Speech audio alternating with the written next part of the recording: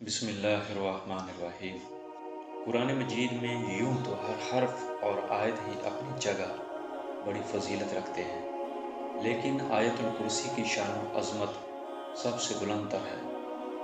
جیسا کہ حضرت ابی بن کعب رضی اللہ تعالیٰ عنہ سے روایت ہے کہ رسول اللہ صلی اللہ علیہ وسلم نے مجھے فرمایا، اے ابو منذر، کیا تم جانتے ہو کتاب اللہ کی کون سی آیت سب سے زیادہ عظمت والی ہے؟ میں نے عرض کی، اللہ اور اس کے رسول صلی اللہ علیہ وسلم زیادہ جانتے ہیں۔ آپ صلی اللہ علیہ وسلم نے دوبارہ فرمایا، اے ابو منذر، کیا تم جانتے ہو اللہ کی کتاب کی کون سی آیت سب سے زیادہ عظمت والی ہے؟ میں نے عرض کی، اللہ لا الہ الا ہو الحی القیوم، یعنی آیت الکرسی ہے۔ تو آپ صلی اللہ علیہ وآلہ وسلم نے میرے سینے پر ہاتھ مارا اور فرمایا، اللہ کی قسم ابو منذر، تمہیں یہ علم مبارک ہو۔ اس حدیث سے ایک تو قرآن علم کی اہمیت واضح ہوتی ہے کہ اس پر نبی پاک صلی اللہ علیہ وسلم سیدنا ابی بن کعب رضی اللہ تعالیٰ عنہ کو مبارکباد دے رہے ہیں۔ دوسرا، اس آیت کی فضیلت بیان ہو رہی ہے کہ پورے قرآن میں یہی آیت سب سے اعلیٰ ہے۔ سوچنے والی بات یہ ہے کہ آخر کیوں اس آیت کی اس قدر اہمیت و فضیلت بیان کی گئی ہے؟ تو اس کی وجہ یہ معلوم ہوتی ہے کہ آیت الکرسی ساری ہی اللہ رب العزت کے تذکرے اور توحید کے بیان پر مشتمل ہے۔ اس آیت میں 16 بار اللہ کا اسم و ضمیر دونوں سے ذکر آیا ہے، اور دوسرا، اس آیت میں توحید باری تعالیٰ کے 11 دلائل دیے گئے ہیں، اور جس آیت یا سورت میں توحید کا بیان ہوتا ہے وہ خصوصی مقام رکھتی ہے۔ جیسے سورت اخلاص کے متعلق فرمایا کہ یہ سورہ قرآن مجید کے 1/3 کے برابر ہے، جس کا ایک مطلب اہل علم نے یہ بتایا کہ جو 3 بار سورت اخلاص کی تلاوت کرتا ہے اسے پورا قرآن پڑھنے کا ثواب ملتا ہے۔ اس فضیلت کی وجہ بھی یہی ہے کہ اس میں توحید کا بیان اور اللہ رب العزت کا تعارف ہے، جس کی وجہ سے یہ اتنی اہمیت رکھتی ہے۔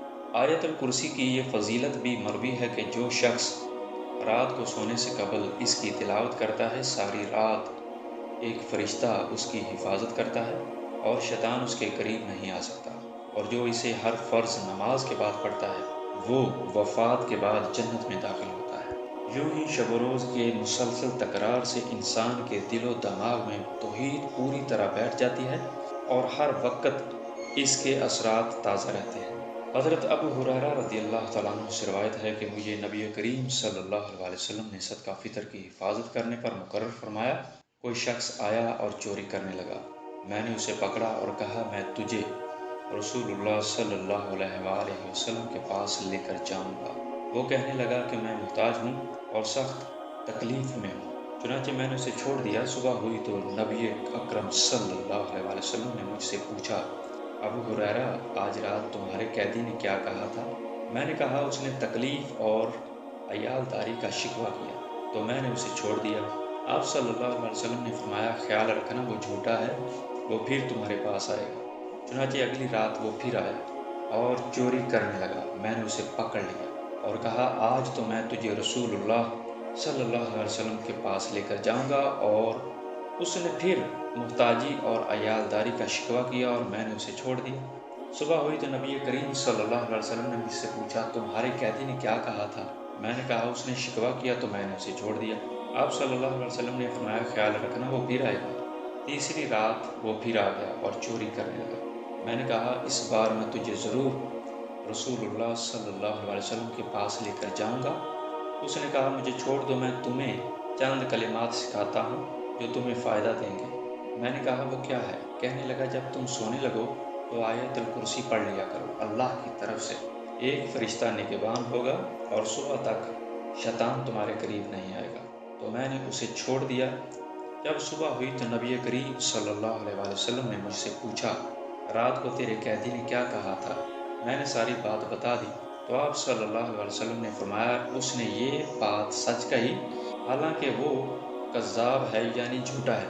پھر آپ صلی اللہ علیہ وسلم نے مجھ سے کہا، ابو ہریرہ، جانتے ہو 3 راتوں سے تمہارے پاس کون آ رہا تھا؟ میں نے کہا، نہیں۔ آپ صلی اللہ علیہ وسلم نے فرمایا، وہ شیطان ہے۔ یہ قرآن کریم کی عظیم ترین آیت اپنی ابتدا میں ہی تمام معبودان باطلہ کی تردید کرتی ہے اور ایک اللہ تعالیٰ کی خالص توحید پر ایمان لانے کی دعوت دیتی ہے۔ اللہ تعالیٰ نے فرمایا، اللہ لا الہ الا ہو الحی القیوم، نہیں ہے کوئی عبادت کے لائق سوائے اللہ کے جو حی ہے، ہمیشہ زندہ رہنے والا ہے، اور قیوم، کائنات کی ہر چیز کو قائم رکھنے والا ہے۔ کائنات میں ایک درخت کا معمولی سا پتا بھی اللہ کے حکم کے بغیر نہیں ہل سکتا۔ وہ ہر چیز کی تدبیر کر رہا ہے۔ کائنات کی ہر چیز اس کی تدبیر کی وجہ سے محو گردش ہے اور بہت ہی عمدہ انداز میں سکونت اختیار کیے ہوئے ہے۔ یہ تمام تر امور اللہ ہی کے ہاتھ میں ہے۔ اللہ کے سوا کوئی بھی کائنات کی تدبیر و حفاظت پر قادر نہیں ہے، اور ان معبودان باطلہ کے باطل ہونے کی واضح دلیل اور حجت ہے۔ اونگ آنا اور نیند کا غلبہ آ جانا یہ کمزوری اور غیر پائیداری کی علامت ہے، اور یہ انسان کی خاص صفت ہے کہ جب وہ تھک جائے تو اس پر نیند غلبہ پا جاتی ہے۔ اللہ تعالیٰ نے فرمایا، لا تأخذوہ سنۃ ولا نوم، کہ اللہ تو وہ ہے جس پر نہ اونگ غالب آتی ہے، نہ نیند، اور نہ ہی کسی قسم کی کمزوری۔ اللہ تعالیٰ ان تمام نقائص سے پاک اور بالا تر، اور یہ اللہ تعالیٰ کی قیومیت پر دلالت کرتی ہے۔ اللہ تعالیٰ تمام جہانوں کی تدبیر کرتا ہے۔ اگر اللہ تعالیٰ جل شانہ کو نیند آتی تو کائنات کا سارا نظام درہم برہم ہو جاتا۔ لہ ما فی السماوات و ما فی الارض، زمین و آسمان کی جملہ اشیاء اللہ تعالیٰ کی ملکیت ہیں، اور یہ بات بھی تمام معبودان باطلہ کی تردید کرتی ہے کہ جو خود کسی کی مملوک ہوں وہ کیسے معبود بن سکتے ہیں۔ تمام موجودات اللہ ہی کے غلام اور سب ہی اس کی رحمت کے محتاج ہیں۔ وہی حقیقی بادشاہ ہے، وہی رازق ہے، وہی مدبر ہے، اور وہی ہر چیز کا نگہبان ہے۔ من ذا الذی یشفع عندہ الا باذنہ، مشرکین ہمیشہ سے اس بات کے قائل چلے آ رہے ہیں، اور آج کے دور میں بھی اس گمان کاذب پر ڈٹے ہوئے ہیں کہ ہمارے معبودان باطلہ اللہ تعالیٰ جل شانہ کے حضور ہماری شفاعت کرنے کے مجاز ہیں۔ اگر کوئی چیز کام آئے گی تو وہ خالص توحید آئے گی۔ اللہ تعالیٰ جل شانہ نے فرمایا، یعلم ما بین ایدیہم وما خلفہم ولا یحیطون بشیء من علمہ الا بما شاء۔ اللہ تعالیٰ نے آیت کے اس حصے میں اپنے معبود پر حق ہونے کی ایک اور دلیل واضح کی ہے کہ اللہ تعالیٰ کا علم تمام کائنات کو محیط کیے ہوئے ہے۔ لوگوں کے ماضی، حال اور مستقبل کے حالات اللہ کے علم سے خارج نہیں۔ وسع کرسیہ السماوات والارض ولا یؤودہ حفظہما وہو العلی العظیم۔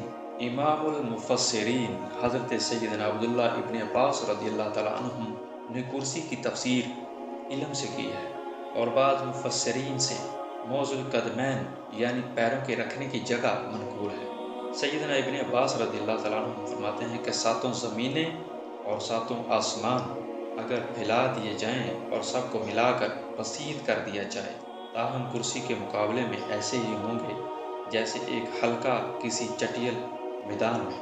اور ابن جریر کی ایک مرفوع روایت میں ہے کہ ساتوں آسمان کرسی میں ایسے ہی ہیں جیسے 7 درہم ڈھال میں۔ عزیز دوستو، یہ تھی ہماری آج کی ویڈیو۔ ملتے ہیں پھر کسی نئی ویڈیو کے ساتھ۔ اپنے دوست محمد شفیق کو اجازت دیجیے۔ اللہ حافظ۔